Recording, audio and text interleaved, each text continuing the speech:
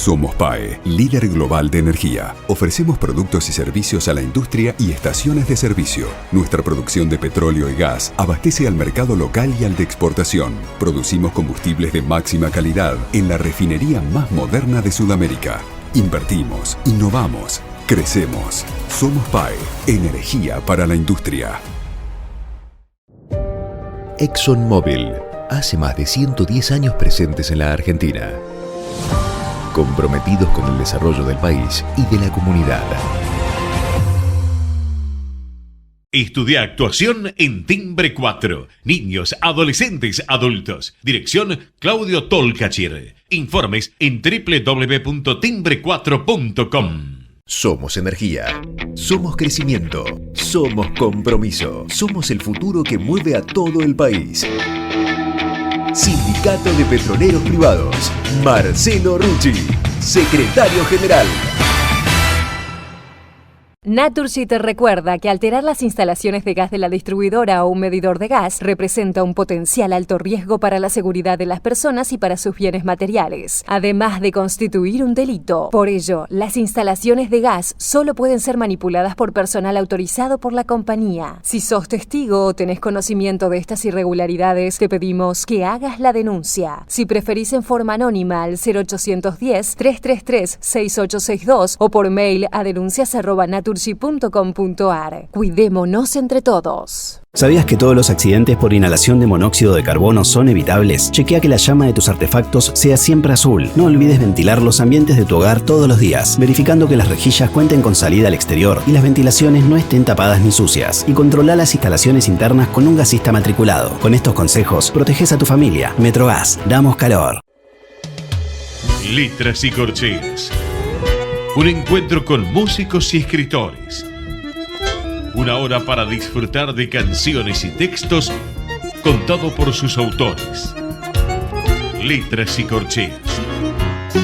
Los jueves de 22 a 23 con la conducción de Hernán y Mario Dobri.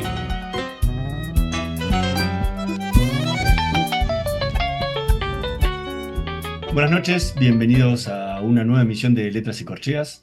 Hoy nos acompaña un músico y compositor argentino que reside ya hace casi 20 años en París y que va a estar presentando su obra Lágrimas de Tahuarí este 24 de mayo a las 20 horas en el Teatro Colón. Esta obra va a ser interpretada por la Orquesta Filarmónica de Buenos Aires. Mario, ¿qué nos podés contar de nuestro invitado de hoy? Buenas noches. Trazando un paralelismo con la exquisita obra de Luigi Pirandello, 6 personajes en busca de autor, la actualidad musical de lo que se han dado en llamar música popular, como el campo de la música que burdamente se la denomina no comercial, transita tanto para sus autores como para el público oyente el laberíntico rumbo, para los compositores, de huir de los géneros que los encasilla, como para las audiencias encontrar los géneros que los ubique en un plano referencial que los anime a escuchar la oferta dada. Hay un ánimo individualista exacerbado en todo el arco musical en paralelo al desarrollo técnico de medios de difusión como el de inserción a la economía de mercado con sus consecuentes exitismos personalistas. Es épocas de grandes posibilidades en todos los planos de la libertad de acción, como también época de grandes confusiones en la elección de caminos. La búsqueda entre lo emocional y lo racional es, por decir, errática, llena de formulismos aún no develados en la integración de las diferentes corrientes del pensamiento social de la comunidad humana. Hoy en esta noche de Letras y Corcheas nos visita un compositor, según mi parecer, racionalmente emotivo, con el cual poder dialogar sobre tan amplio temario. Buenas noches, Gabriel Sivak. Es un placer contar contigo en nuestro programa. Buenas noches, Mario. Un placer estar aquí hablando con ustedes. Has tenido una experiencia profunda en una visita a la zona del Brasil profundo, ¿no? Del noroeste brasileño, en donde conviviste con un grupo tribal del cual has recogido muchísimo material para una obra que prontamente vas a dar a conocer acá en Buenos Aires. Eh, ¿Cómo fueron esos matices que se arraigaron en vos en el trato con este grupo tribal que fuiste a conocer? Bueno, diría que al principio fue un poco difícil la gestión del ingreso en la reserva indígena. Es el territorio indígena Xingu, que está en el Mato Grosso, en Brasil, y pasé varios meses de alguna manera negociando mi ingreso. Porque, bueno, lógicamente los indios tienen ciertas desconfianzas completamente fundadas. Luego, al vivir con ellos, entendí el porqué de eso, ese recelo con el tipo que viene de afuera.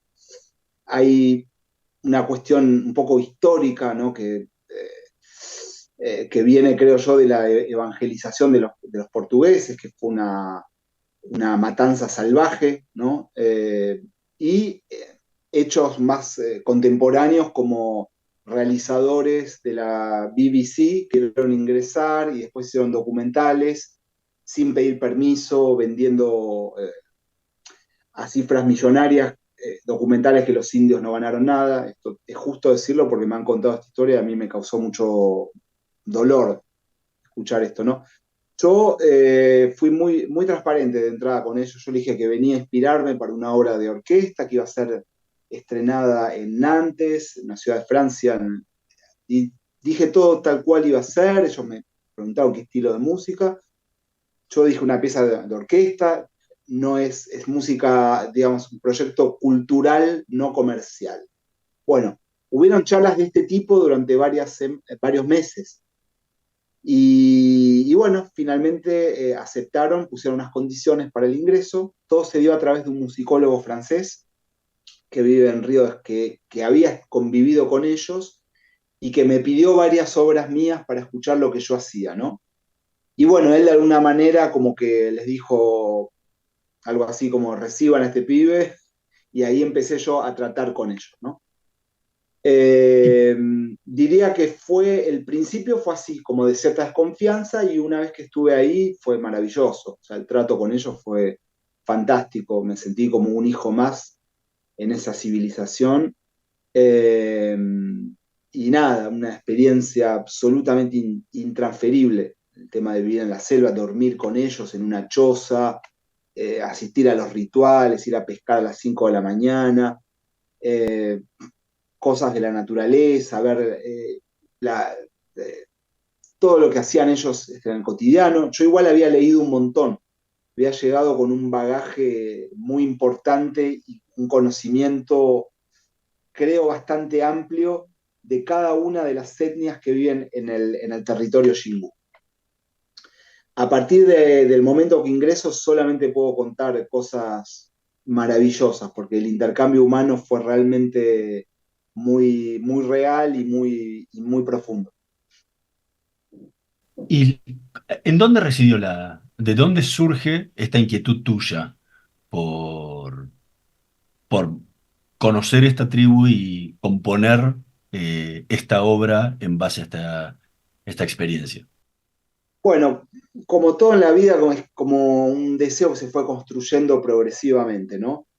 Si tengo que, de alguna manera, ordenar un poco cronológicamente cómo ese deseo se fue construyendo, diría al principio, yo a los 20 años tenía una gran fascinación por el compositor, pianista, guitarrista brasilero Egberto Gismonti. Fue siempre como una referencia, sobre todo cuando me empecé a interesar en la composición. Del lado, digamos, europeo académico, tenía referencias como Stravinsky, Messiaen y tantos otros, y del lado sudamericano, vamos a decir, Gismonti y Piazzolla eran como referentes para mí, ¿no? ¿Río Lobo Gismonti, no te atraía? Villalobos también. Sí. Digamos, Gismonti había, a través de él había hecho una experiencia viviendo en el territorio Xingu, también. Villalobos lo había hecho. Esto de inspirarse del Amazonas, obviamente no es algo que yo haya inventado, ya existía. Lo que creo que mi obra tiene como particularidad, dicho esto sin ningún ánimo de parecer vanidoso, ¿no? Es que creo que es un retrato más contemporáneo del Amazonas con respecto a lo que han hecho Gismonti y lo que han hecho Villalobos, y hay un hecho central que marcó mucho la obra mía, que es que cuando yo estaba por viajar al Amazonas, se produjeron los incendios en el 2019, ¿no? Claro. Eso hizo que mi viaje se tenga que posponer 3 veces, porque después fue la pandemia. Ese hecho me invitó y la indiferencia de Jair Bolsonaro frente a los incendios que dejaba que se quemen, no sé si recuerdan ese momento, que generó una gran polémica, a profundizar el tema de la agresión al Amazonas histórica, que empieza con la evangelización de los portugueses, las cruzadas, etcétera, etcétera, la deforestación, los incendios. Yo empecé a hacer como un trabajo, un estudio que iba más allá del estudio etnomusicológico. Para responder concretamente, entonces, creo que un poco la imagen de Gismonti y Villalobos fue algo que me marcó mucho. Después, mi trabajo con el cantante a través de un disco que yo hice en el año 2014 con Toquinho y Ophélie Gaillard, la violonchelista francesa. Mi relación con Toquinho fue una cosa que me marcó muchísimo. Después volvimos a hacer un segundo disco en el 2019, Cantos da Sereia, en el cual escribí dos canciones con él. Fue algo que me ha marcado muchísimo todo ese encuentro. De ese encuentro yo profundizo la relación con el Brasil escribiendo un cuarteto de cuerdas que se llama Suite Capoeira, en el cual exploré un montón las rítmicas de la música popular brasileña y traté de utilizarlas como inspiración para escribir para un cuarteto de cuerdas Boche, cuarteto de cuerdas francés. Esto fue en el 2017. En el 2018 yo fui becado por una fundación, la Fundación Banco Popular en Francia, que durante 3 años subvencionaba proyectos que yo tenía. El primero fue un disco sobre música vocal, el segundo año una instalación sobre la imprenta, y el tercer año yo elegí como tema el Amazonas. Porque me parecía que era una forma de ir más allá de lo que ya había hecho con Toquinho y con el cuarteto de cuerdas Boche y con la Suite Capoeira. Al empezar a interesarme en este tema, descubrí que en el Amazonas no había una música popular que podemos decir como en la música popular brasileña, el samba, el lloro, como que no habían estas definiciones, como que era un universo totalmente aparte, y que yo tenía que inventar un poco el sonido y el espíritu de esta obra. No era algo que me era ofrecido, porque cuando yo escuchaba acá en un centro que se llama el CNRS de Nanterre, escuchaba grabaciones de expedicionarios que habían ido a vivir con los indios, habían grabado. Para ser completamente sincero, el material no me alcanzaba para hacer una obra de orquesta. Era bastante primitivo y muy primario lo que yo escuchaba. Entonces todo eso lo tuve que condimentar con el contexto, digamos, contemporáneo, el tema de los incendios, el tema de la deforestación. Tuve que ir en mi propia experiencia viviendo con ellos. ¿Se entiende? No, la música no me estaba servida en un plato por decir, bueno, estuve en el Amazonas, ¿no? Yo un poco que la tuve que inventar, un poco ahí con cosas que escuché ahí, las cosas que se me fueron ocurriendo, cosas que saqué de los rituales, una que es de un movimiento que yo me baño abajo del agua y es como la sensación de tener a la orquesta sumergida. Bueno, el deseo de hacer este proyecto se fue construyendo más o menos de esa manera. Gismonti, Toquinho, cuarteto de cuerdas, Fundación Banco Popular, que me otorga la posibilidad de viajar al Amazonas en buenas condiciones, y después el encargo de esta orquesta, que es la orquesta del Pays de la Loire, que me pasa el encargo para escribir esta obra. Esa es más o menos a grandes líneas, en grandes líneas la historia. Estamos conversando con Gabriel Sivak. Vamos a escuchar el primer tema que eligió para esta noche de Letras y Corcheas, justamente el tercer movimiento de Lágrimas de Tahuarí, llamado Aguas de Viruti.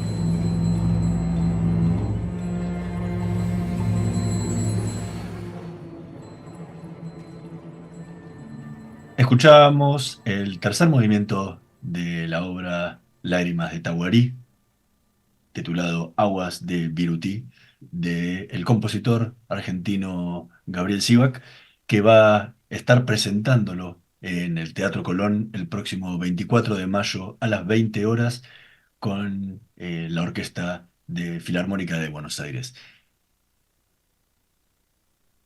Te planteaste la obra, tenías este trabajo entero en la cabeza y había que dividirlo, ¿no? En cada uno de los movimientos. ¿Cómo, cómo fue el trabajo para dividir esta parte y decir, bueno, esto es las aguas de Viruti, ¿sí? Quiero decir, esto que quiero reflejar en este movimiento es esto. ¿Cómo fue el trabajo creativo y la inspiración? ¿Dónde sacaste Eh, todo esto? el tema de la división formal en cinco Sí, movimientos, o sí. el tema. Bueno, yo trabajo, en general, trabajo siempre con el mismo sistema, que es acumular material. Yo empiezo a acumular ideas y esas ideas me paso durante meses desarrollándolas. Tengo una idea que puede partir de un acorde, de una idea melódica, de distintas cosas, de un sonido, y a partir de esa idea yo trato de multiplicarla, de hacer muchísimas variantes. Esto incluye, por ejemplo, crear contrapuntos alrededor de esa idea, dar la vuelta, transponerla, superponerla con otras cosas. Así me paso durante meses. Tengo en la computadora archivos donde de esa idea la voy multiplicando, y de esas multiplicaciones empiezo a encontrar cosas que me parecen interesantes. Entonces, a partir de la selección de las mejores ideas que se me fueron ocurriendo, empiezo a concebir la forma, ¿no? El plano formal, que generalmente voy como sintiendo, esto está bueno para empezar, acá hubo mucho movimiento, necesito una pausa, entonces este movimiento va a ser más calmo. Bueno, ahora vuelvo acá, voy a usar tal sonido que me gustó en un momento. Sobre eso voy bueno, y ahí va como naciendo un poco el bebé que es cada obra, ¿no? Es así. Después la Eh, organización de 5 movimientos yo ya la había usado en una pieza mía llamada Ciudades Limítrofes. Creo que un poco me gustaba la idea de los 5 movimientos para salir un poco de la forma clásica, que es en 3, ¿no? Y bueno, después como que cada movimiento tiene un carácter particular. El primero está más inspirado del ritual Cuaru, que es un ritual que asistí, donde los indios exorcizan el dolor por la pérdida de un ser querido, gritando. El segundo movimiento está inspirado de una lucha que ellos practican, que es el uka uka, que parece como un sumo. El tercero es la sensación de inmersión en el agua. Yo me venía a bañar a un lugar que era una cosa, si Jorge les transmitió el disco, me imagino que sí, van a ver una foto mía que estoy todo rodeado de árboles. y de palmeras, Ese sí. lugar yo me acuerdo de meter la cabeza bajo el agua ahí, salir y escuchar los pájaros, que era una cosa increíble, y bajar el agua y la sensación como estar en un paraíso. Yo traté de transmitir esa sensación con unos acordes graves en las cuerdas, con los chelos y los contrabajos, creando como una textura que parece que uno pone la cabeza bajo del agua, ¿no? Si lo han hecho en la bañadera cuando eran niños para divertirse, es un poco eso lo que traté de reproducir. El cuarto movimiento está muy inspirado, yo me iba por momentos en la selva y grababa cosas, iba superponiendo insectos, pájaros, que hacían como rítmicas que cuando se superponían quedaban interesantes. Me inspiré un poco de eso. Y el quinto movimiento es el más inspirado de las cosas que yo había escuchado antes de viajar. En el centro de archivos que les contaba recién, me pasé durante meses desgrabando cosas, multiplicándolas, dando las vueltas, superponiendo con otras ideas, y de ahí construí todo el quinto movimiento. O sea que, bueno, cada movimiento tiene una historia particular. Eh, Normalmente los pueblos primitivos de la América del Sur, y sobre todo los que rodearon el río Uruguay, el río Amazonas, el Orinoco, en la cercanía, fueron todos de origen guaraníticos, ¿no? Mismo en el habla es guaranítica. Y cuando los primeros invasores españoles llegaron, se encontraron que los elementos musicales que tenían en esa época eran solamente rítmicos, eh, cañas fuertes, cañas gruesas con que golpeaban la tierra y algunos tipos de podongos con cosas internas con que hacían una especie de maracas, para decir algo por el estilo, y eso servía para acompañarse en los bailes comunitarios que realizaban, y sobre todo, como dijiste vos, de exorcismo, más bien de exorcismo, de una primitiva religiosidad sobre el agua, el cielo, las circunstancias de ahí. Me imagino que algo así habrás encontrado cuando te encontraste allá, si es que era un pueblo primitivo, y como para agregar a lo que vos decías, no te encontraste con música de capoeira o música ya circunscripta yo qué sé, a la música europea incorporada a la música de la zona que después se fue desarrollando. Ahí uno se iba a encontrar con ese arte que los antiguos misioneros o conquistadores se encontraron. Ahora, siendo así, todas estas visiones que vos traslucís es una óptica muy europea de la circunstancia que te rodean. El árbol es el árbol que se ve. El agua es el agua que se mira o se la toca. Esa gente, el árbol no es el árbol que se ve, es como para nosotros la calle con los coches. Uno no se pone a mirar el coche, la ventana, el edificio. Nosotros andamos. Y ellos también. Es su mundo. Claro. Esa visión de tu música emotiva la he visto yo como lo que te dije, racional emotiva. O sea, hay una racionalidad puesta en todos los elementos y luego un apelar a una emotividad para poder explicarte vos mismo musicalmente lo que nos vas a dar a nosotros. Pero no lo sentí como un arraigo que nace en el grupo, en la tierra esa. No sé si me expliqué. Creo que te explicás. Es que, como decía recién, el material, creo que vos con lo que acabas de decir, en tu discurso está la respuesta de lo que me estás preguntando. Sí. Con los materiales que habían muy primitivos, que lo describís muy bien, y esto coincide con lo que yo escuché de todas las etnias que viven en el territorio indígena Xingu, de alguna manera no me alcanzaba para hacer una obra de orquesta con esos, eran improvisaciones de flauta, sonidos de percusión con rítmicas muy elementales. No podía reproducir eso con la orquesta. Hubiese sido, por un lado, para mí, creo,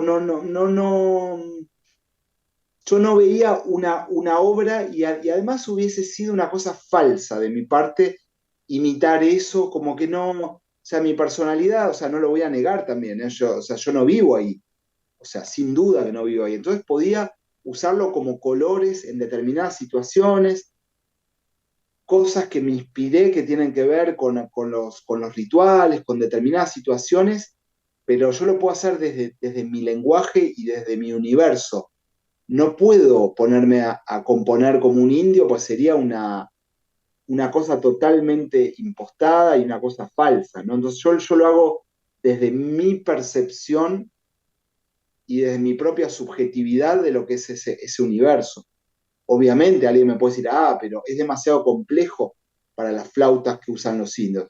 Y sí, pero mi obra no dice, venga a escuchar la imitación de los indios tocando la flauta. No, ahí sí entendería el cuestionamiento que me está haciendo. Yo hago una pieza inspirada en lo que yo viví ahí. Y lo que yo soy es, así como lo que vos sos, es algo intransferible. Como decía Stravinsky, mi nariz es esto, o sea, es así porque tiene esta forma y no... O sea, el mundo y la sensibilidad de cada uno es algo único, ¿no? Yo lo hago desde esa sensibilidad. Ahora, sí. Me pasó una situación que me parece interesante contarla, justamente con el quinto movimiento, que yo iba a trabajar a una escuelita que tenían los indios, que es donde ellos van a estudiar los niños cada día, y a la tarde me la prestaban y yo iba con mi computadora portátil, los auriculares, y empezaba a hacer los primeros bocetos del quinto movimiento. Un día me pasó que un indio tocó la puerta y me dice que quería escuchar lo que estaba haciendo. Ese fue un momento muy fuerte para mí, porque era la primera vez que él se acercaba a mi mundo de alguna manera, lo que yo estaba creando. Era siempre al revés, yo iba hacia ellos. Lo poco que ellos venían hacia mí era para preguntarme sobre Messi, sobre Argentina, y hasta por ahí nomás. Todo giraba un poco a Messi, el fútbol. Pero no iba mucho más allá, ¿no? Y en ese momento le pongo los auriculares al indio y él empieza a hacer con los pasos la rítmica que es con la que empieza el quinto movimiento. Pum, pum, pum, pum, que es como ellos caminaban durante el ritual Kwaru, ¿no? Ese momento fue muy fuerte porque fue un momento de conexión entre lo que yo estaba creando y lo que el indio hace en el ritual. ¿Me explico? Totalmente. Estamos conversando con Gabriel Sivak. Vamos a hacer una pequeñísima pausa. En un minutito más volvemos con más Letras y Corcheas. Vamos la radio, somos tu voz. Vamos con Eco, siempre la verdad y la mejor información. En julio tenés cita con el poncho. Catamarca te invita a vivir la fiesta más grande del invierno en Argentina. Tradición e identidad que unen generaciones. Poncho 2024. No podés faltar. 53ª Fiesta Nacional e Internacional del Poncho. ¿Cómo prevenir dengue, zika y chikungunya? Sin criaderos no hay dengue. Limpia tu patio de objetos que acumulen agua. Elimina agua estancada de recipientes.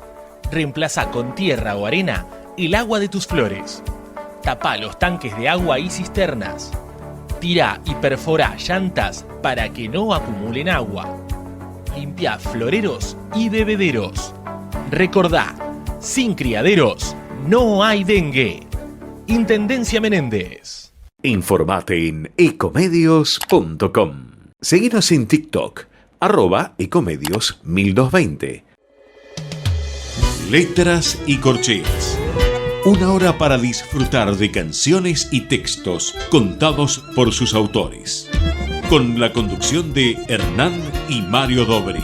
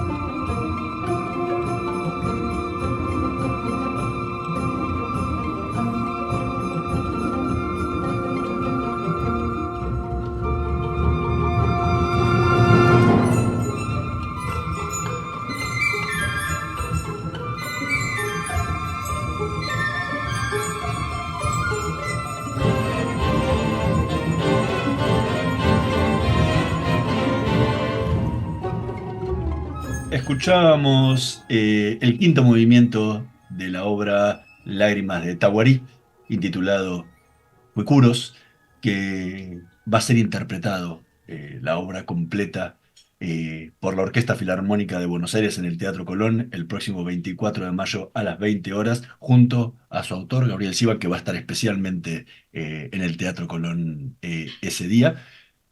Que recién contabas un poquito, hasta te podría decir, me sacaste casi la pregunta de la boca de cuánto de la obra se había gestado ahí en el lugar y cuánto después es el recuerdo de lo que viviste.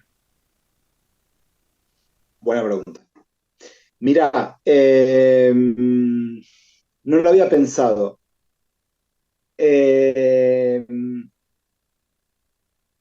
Haciendo una cronología, yo creo que el primer movimiento se empezó a gestar ahí y el final se terminó en Madrid. El segundo movimiento tengo un recuerdo muy fuerte de haberlo hecho una gran parte en Ginebra. Cuando ya volví, cuando había vuelto de todo el viaje.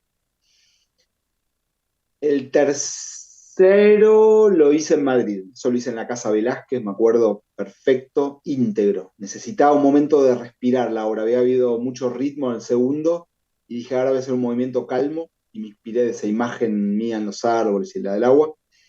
El 3 y 4 los hice casi íntegros en la Casa Velázquez y el quinto lo hice una buena parte en la selva, que es cuando el indio viene y me pregunta a escuchar eso.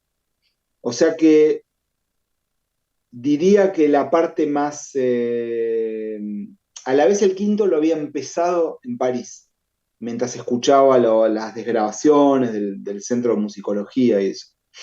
O sea que se fue un poco haciendo por todos lados, pero hay una buena parte que está hecha en la selva y muchas cosas que registré en la selva que las realicé después en Madrid. ¿Y qué diferencia hay de componer en carne viva, con las sensaciones ahí a flor de piel de lo que estabas viviendo, a después el dejar de cantar, que quede la idea de lo que uno quiere y hacerlo a la distancia? Bueno, mira, lo primero, la comodidad. Yo ahí Bueno, eso seguro. en ese lugar, con la computadora portátil, todo, hacía lo que podía, pero igual me había creado como una disciplina de cada día, o poner 5 o 6 horas y después hacía actividades con los indios. Eh, Difícil responderte. Yo creo que la comodidad para mí es fundamental. El lugar donde más cómodo tuve sin duda fue en Madrid, en la Casa Velázquez. Tenía un lugar espectacular para trabajar y ahí escuchaba y veía videos y probaba cosas, pero nada reemplaza el momento, el acto creativo de estar ahí, que se me iban ocurriendo ideas. Por ejemplo, durante la estadía descubrí unas flautas que tocan los indios que se llaman las flautas uruá, que son como unos didgeridús, que tienen 2 notas. Eso lo descubrí ahí, no estaba en las grabaciones que había escuchado previamente. Entonces ahí se me empezaron a ocurrir ideas de, bueno, a ver, ¿cómo puedo transponer estas flautas en la orquesta? Y empecé era una orquesta Mozart, es decir, una orquesta con maderas por dos, con 2 flautas, 2 oboes, 2 clarinetes, 2 fagots, 2 cornos, 2 trompetas, ¿no? Las maderas por dos. Y no tenía tantas posibilidades de imitar esas flautas graves que tocan los indios. Entonces me acuerdo que empecé a llamar a una chica fagotista francesa que me tiraba algunas ideas de acuerdo a los sonidos que yo iba grabando, ¿no? Hubieron momentos de exploración ahí vía WhatsApp desde la selva, con músicos en París también. Fue toda una mezcla de situaciones. Otras cosas se me ocurrieron saliendo de ahí, otras cosas las empecé ahí. Me acuerdo que cuando salí de la selva me fui a Bahía, estuve viviendo en Bahía un mes y me llevé la computadora y ahí trabajaba un montón, todo el día con la computadora y a la noche me daba unos baños en el mar y volví al día siguiente y era como mi oficina, ¿no? Ya el cambio fue tremendo. Cuando llegué a Bahía, el golpe de volver a la civilización fue muy cruel. Era como me costó un montón salir de la selva y volver a una ciudad con la violencia de la ciudad, con el miedo a todo lo que, ¿no? que pasa en Buenos Aires, que pasa en París, que pasa en San Pablo, en Bahía, ¿no? Eh, Siendo tu trayectoria compositiva muy variada, porque has afincado en muchísimas formas, incluso por momento yo sé que un poco te alejas de la música serial, ¿no? Pero por momento algo has tomado de ella, ¿no? Pero por momento también la música concreta has colocado con instrumentos o con sacarle a los instrumentos sonidos extrañísimos, ¿no? Que salen fuera de los tonos. Y además has hecho una obra muy hermosa con Toquinho, que es más popular, si puedo decir. Si esta música que hiciste para esta experiencia, la llevases hoy al grupo tribal y si le hicieses escuchar, ¿qué esperás que reciban? ¿Cómo la recibirían? Bueno, de hecho lo he hecho ya, no lo hice en la integralidad, pero me acuerdo que le mandé fragmentos de ensayos y siempre recibí respuestas muy positivas. Les mandé los fragmentos en los cuales ellos más se pueden identificar, como es el quinto movimiento, que es muy tribalesco. Muy Y me tribalesco, acuerdo que mi hermoso. amigo Dunga me mandaba aplausos, corazones por WhatsApp. Yo siento que es muy positivo. No, me parece que bien. Después sería muy interesante ver cómo reaccionarían ellos al ver una orquesta en vivo.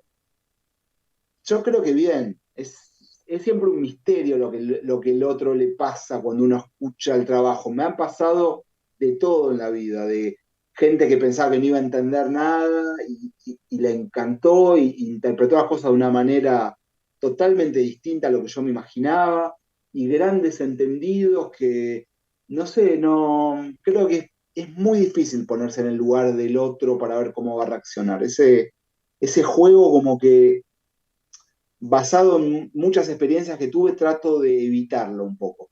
Respondiendo a tu pregunta de que he hecho muchas cosas, yo siempre digo que dentro del paisaje de la música del siglo XX hay como tres grandes corrientes de pensamiento.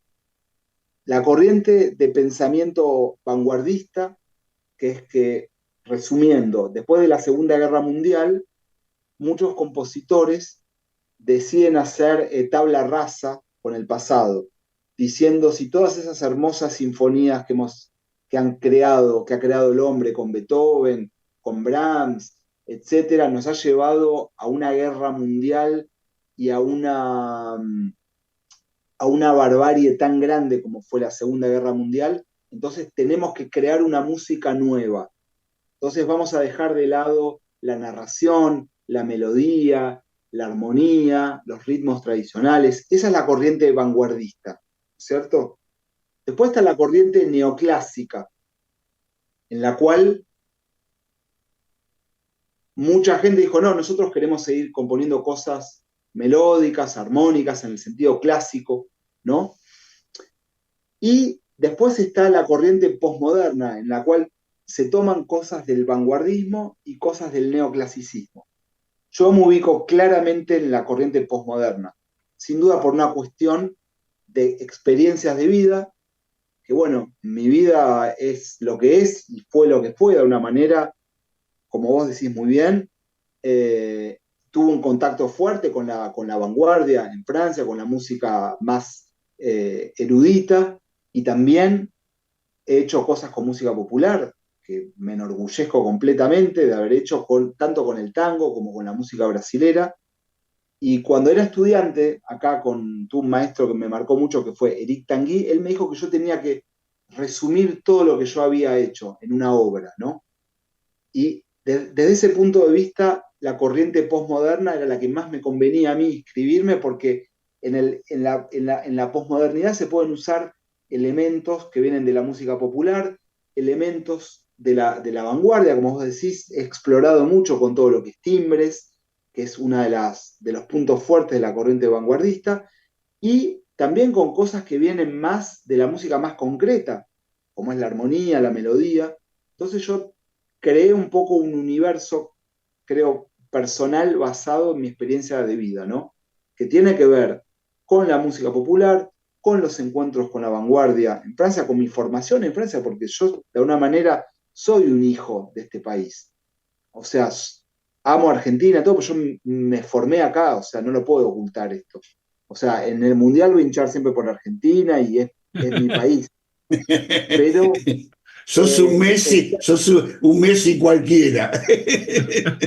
Soy hijo adoptivo de este país, de alguna manera. Me formé acá, estudié durante años la universidad, el conservatorio, y la escuela francesa, tanto para la orquestación, para la armonía, me marcó mucho. Pero a la vez siempre toqué tango, siempre toqué músicas populares. Entonces, como que soy un poco todo eso yo, ¿no? No, por eso nunca usé seudónimos cuando hice arreglos de música popular, como que me hago cargo de todo lo que hago. Puede parecer variado, pero me hago cargo, y hay montones de ejemplos en la historia de la música de compositores que han hecho cosas distintas y que incluso han hecho cosas de música popular, ¿no? Y a la vez firmado obras abstractas y cosas más complejas. Todo eso soy yo y no me hago cargo 100%. Estamos conversando con Gabriel Sivak. Vamos a escuchar el último tema que eligió para esta noche de Letras y Corcheas, el cuarto movimiento de su obra Lágrimas de Tahuari, Danse et pour le rythme.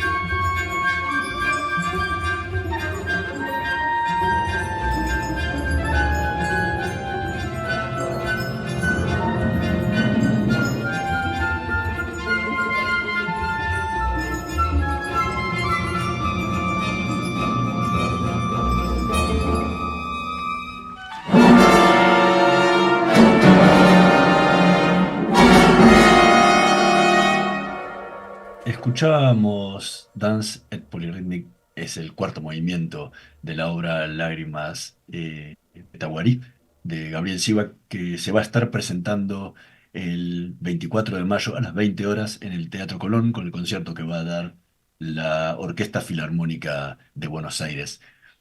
¿Qué, qué sensación, qué sentimientos te generan por adentro el tener que pararte el próximo 24 de mayo en el Colón para presentar tu propia obra?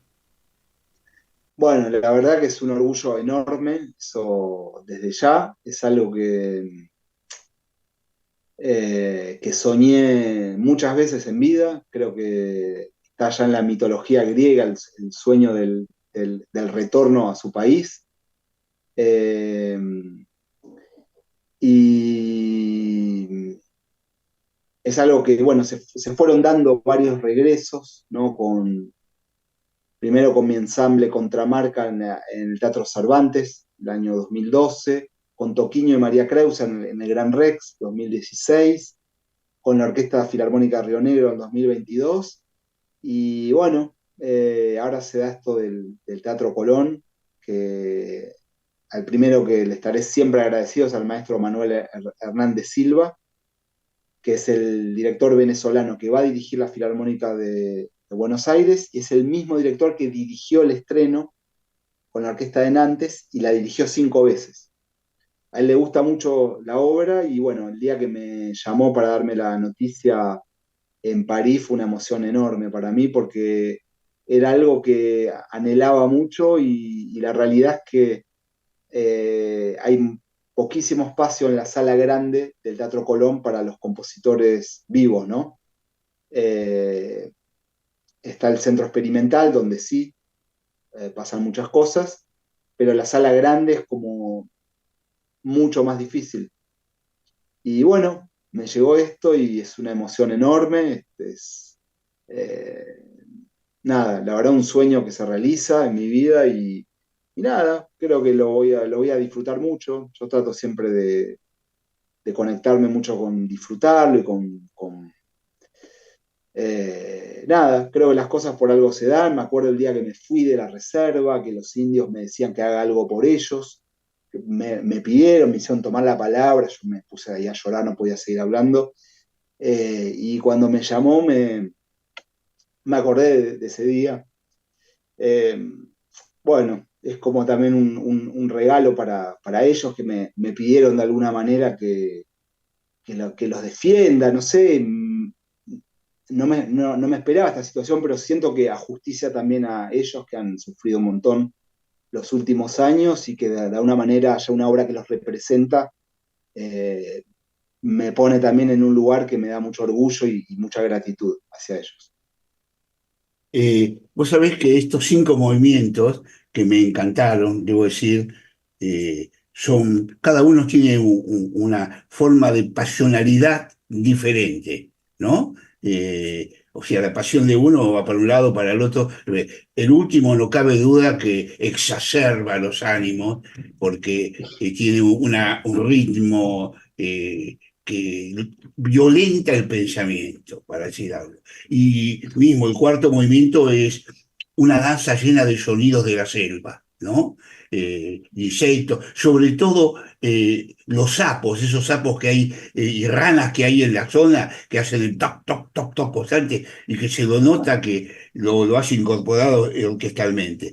Pero yo sentí que si esta obra estaría acompañada por visiones de la selva, como si fuera el acompañamiento, engarzaría en algo que le falta a veces a los movimientos de músicas actuales, modernas, más vanguardistas o postvanguardistas, que es la melodía que le da intensidad de emoción. Es decir, la melodía es emoción pura. Lo otro es efectos. Que yo sienta que un rayo cae, me provoca un efecto. Pero lo melódico engarza la emotividad. Y yo creo que si habría todo ese trabajo me imagino, en la selva y esas cosas, le agregarían un aspecto emocional que que aparte de esta obra rica en sí, enriquecería más la obra todavía. Es lo que sentí yo, no es lo que hay que hacer. Cada uno tiene su locura, ¿no? Bueno, no sé qué opinás vos. Bueno, tendremos que escuchar juntos. Yo creo que hay muchos aspectos melódicos, pero no es la melodía por ahí en el sentido tradicional, como una melodía de Mozart acompañada. Claro. Es un estilo melódico más del siglo XX, ¿no? Que se puede emparentar Sí, más con Stravinsky. sí. En ese contexto, tu idea hubiese sonado como fuera de estilo, ¿no? Porque es como una cosa que va más por el lado tribal, más por el lado de las texturas, es como una mezcla de cosas, pero tiene muchos momentos que son melódicos. No estoy de acuerdo con la percepción que describís, pero bueno, es la tuya, me parece bien. Gabriel Sivak, muchísimas gracias por habernos acompañado esta noche en Letras y Corcheas. Fue realmente un placer enorme. A la gente la invitamos a que escuchen la obra en las plataformas, pero además, quien quiera ir y participar del concierto que va a dar la Orquesta Filarmónica de Buenos Aires en el Teatro Colón el próximo 24 de mayo a las 20 horas, donde se va a presentar Lágrimas de Tahuarí, de la que hemos estado hablando hoy durante todo el programa. Así que muchísimas gracias, en serio, por haber estado con Muchísimas nosotros. gracias, Hernán. Muchas gracias, Mario. Fue un placer, ¿eh? Hasta pronto. Bueno, muchas gracias. La verdad que tenía ganas de hacerte tantas preguntas porque he escuchado gran parte de los álbumes que vos editaste Sí. y abre a preguntas, a infinitas preguntas. Te agradezco mucho, Gabriela. Si querés preguntarme alguna más ahora off the record, adelante. Luego seguiremos charlando después del micrófono. Ok. Mientras tanto, nosotros nos vamos a reencontrar la próxima semana en una nueva emisión de Letras y Corcheas, en la operación técnica Javier Martínez y Gerardo Subirana. Nos vemos la próxima semana. Chao. Muchísimas gracias. Hasta la próxima.